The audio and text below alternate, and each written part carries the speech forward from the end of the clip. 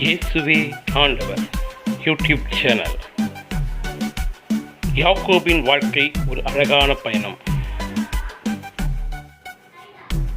நமக்கு முன்னோர்களாக இருந்த பெரிய மனிதர்களில் ஒருவர் யாக்கோபு. அவர் தன் வாழ்நாளில் ஏராளமான சோதனைகளை சந்தித்தார். ஆனால் கடவுளின் ஆசீர்வாதத்தால் அவர் ஒரு பெரிய தேசத்தின் தந்தையாக விளங்கினார். இப்பொழுது யாக்கோபின் கதையை பார்ப்போம். கானான் நாட்டில் ஆபிரகாமின் மகன் ஈசாக்கு என்ற நல்லவர் வசித்தார்.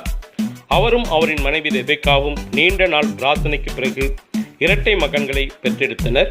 முதலில் பிறந்தவர் ஏசா. அவர் சிறந்த தோற்றத்துடனும் உடல் முழுவதும் முடிமிகுந்த உடல்வாகும் கொண்டும் இருந்தார். வெகுண்டெழும் குணம் கொண்டவர். இரண்டாவது பிறந்தவர் யாக்கோபு. அவர் அமைதியானவர், புத்திசாலியானவர். ஏசா வேட்டைக்காரர். காட்டு பிரதேசங்களில் சென்று மிருகங்களை வேட்டையாடுவார். அப்படி வேட்டையாடி கொண்டு வரும் விலங்கை நல்ல முறையில் சமைத்து தன் தந்தைக்கு கொடுத்து தன் தந்தையின் அன்பை பெற்றவர். யாக்கோபு ஒரு எளிய விவசாயி. வீட்டு வேலைகளில் தன் அம்மாவுக்கு துணையாயிருந்து அம்மாவின் அன்பை பெற்றவர். ஒரு நாள் ஏசா காட்டில் வேட்டையாட சென்று எந்த விலங்கும் கிடைக்காமல் மிகுந்த பசியோடு வீடு திரும்பிக் கொண்டிருந்தார். கடும் பசி அவரை வாட்டி வதைத்து கொண்டிருந்தது. அப்பொழுது யாக்கோபு பருப்பு கஞ்சி சமைத்து கொண்டிருந்தான். அதன் வாசனை ஏசாவின் பசியை அதிகரிக்க செய்து அதை சாப்பிட விரும்பினான். யாக்கோபிடம் சென்று எனக்கு உணவு கொடு என்று கேட்டான். அதற்கு யாக்கோபு, நீ முதல் பிறப்புரிமையை எனக்கு விட்டு கொடு, அதாவது மூத்த மகனுக்குரிய சிறப்புரிமையை எனக்கு கொடு, இந்த கஞ்சியை உனக்காக தருகிறேன் என்று சொன்னார்.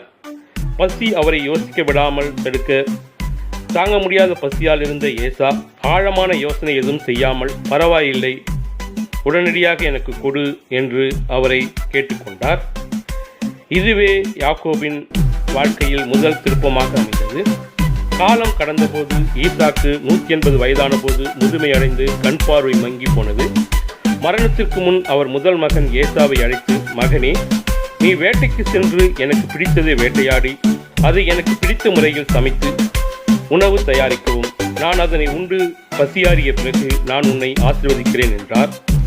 இதை கேட்ட தாயார் ரெபெக்கா ஒரு திட்டம் வகுத்தார். அந்த ஆசீர்வாதம் தன் இளைய மகன் யாக்கோபுக்கு கிடைக்க வேண்டும் என்று ஒரு திட்டம் தீட்டினார்.